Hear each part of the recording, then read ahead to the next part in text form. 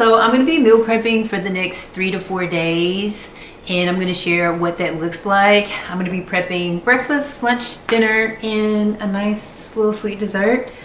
I have been pretty much on a fat loss journey, taking my time with it, and I just kind of want to give some more insight about how I've been eating. Eating is like the biggest thing when it comes to fat loss or weight loss.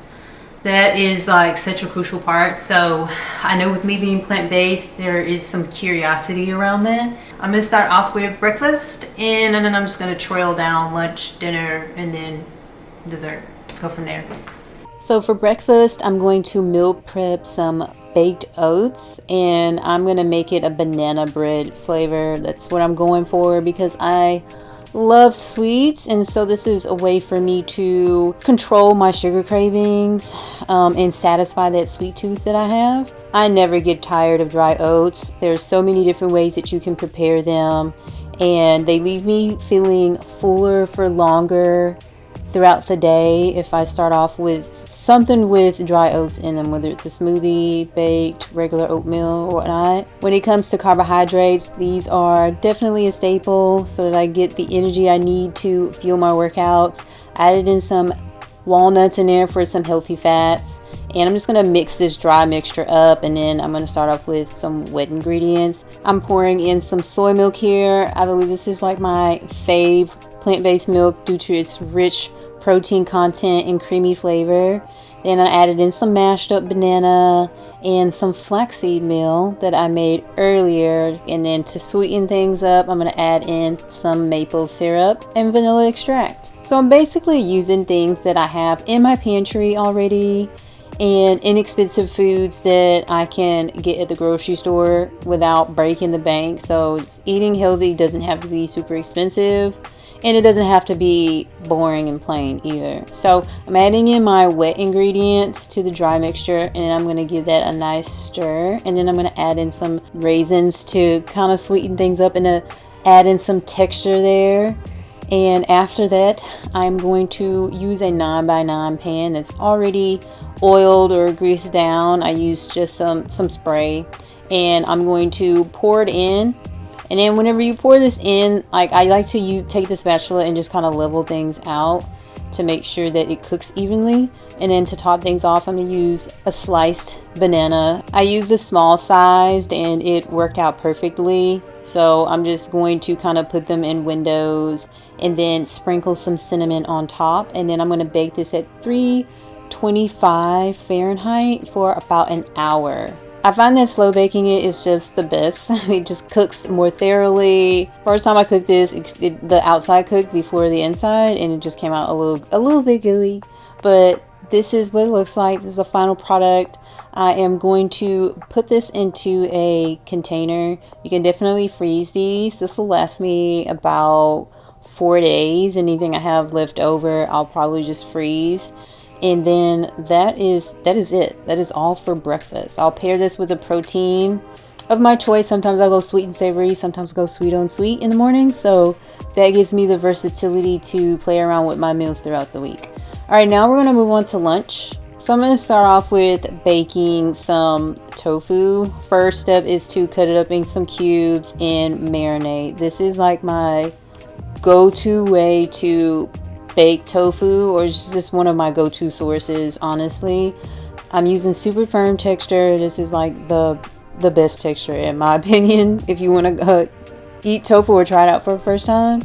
And then you just marinating it so that it collects all those nice juices and flavors. I'm going to be making a lemon pepper baked tofu, and as you can see, I'm squeezing some lemon juice in a glass, and I'm going to add in some water, and then I'm going to add in this seasoning pack or marinade pack, and it's lemon pepper flavor. Not only do I like the fact that tofu just soaks up whatever seasoning you flavor it with, it is just such a great source of protein. It's low in cholesterol, it is rich in so many nutrients, it's a complete protein.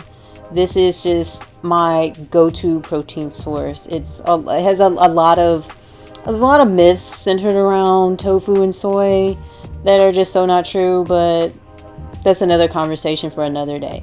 All right, so now I'm gonna start prepping some of the other ingredients for my lunch meal, and I'm cooking some chickpeas here. Usually I let these soak overnight, but I didn't, so I did like a quick soak, kind of threw them in some really hot water, let it sit for about an hour, and now I'm letting them slow cook. While the chickpeas are cooking, I'm gonna chop up some squash. I'm gonna be using zucchini and yellow squash. These two vegetables are inexpensive and are a favorite in my diet. I do like to cook quite a bit of zucchini. I'm going to be flavoring them with some adobo seasoning. This is one of my favorite seasonings. I sell it at a grocery store here in Texas, and it is just bomb diggity. I like pan frying these with some chopped red bell pepper. Adds in a nice little taste, and that's it. So my chickpeas are done cooking. I'm going to flavor them with some garlic powder, onion powder, paprika, black pepper, sea salt, a little bit of cumin, and just a little bit of avocado oil.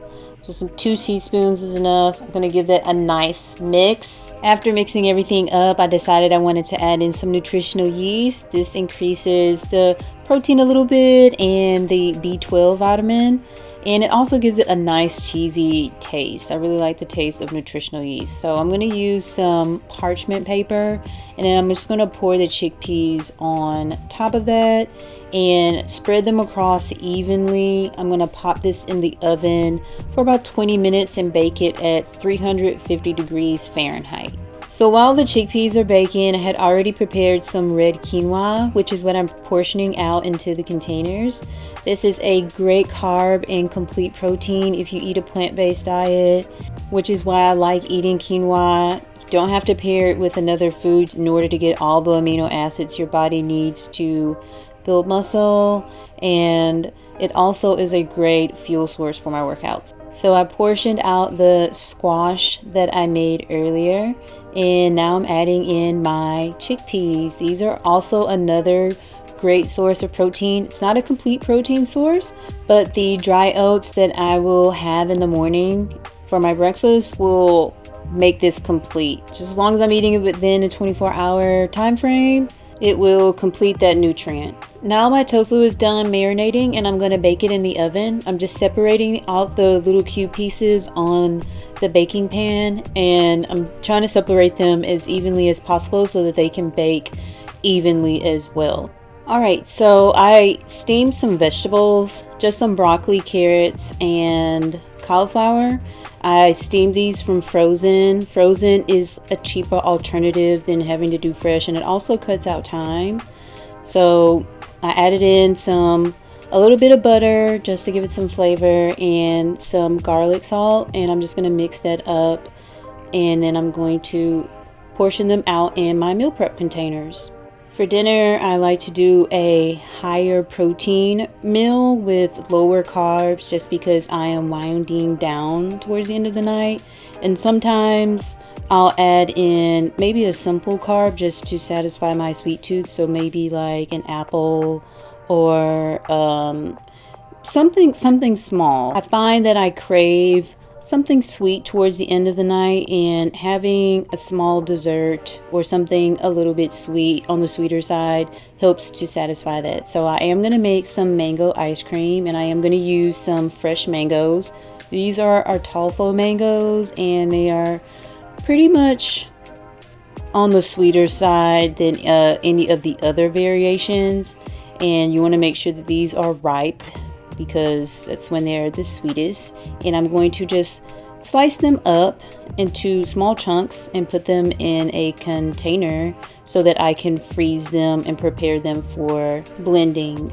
So I'm going to let them sit in the freezer overnight and then take them out and let them thaw for about 20 to 30 minutes because it was hard to take them apart. This is my first time making mango ice cream, so there are some things I would definitely change the next time I make these, but I'm just going to use a food processor to blend the mango until it's smooth, and then after that I'm going to add in some evaporated coconut milk. The evaporated coconut milk was something I already had, and it doesn't have any sugar in it, but I am going to add in just a 1/4 cup of maple syrup just to sweeten up the ice cream mixture and then a tablespoon of vanilla extract. Then blend again till smooth and then transfer the mango ice cream mixture into a airtight container, and then I'm just gonna let this sit in the freezer at least until overnight, and then whenever I'm ready to eat it, just let it thaw for a little bit so that I can scoop it out and enjoy it. Alright y'all, so that completes this video. I will see you in the next one. Until then, continue to take care of yourselves. Bye!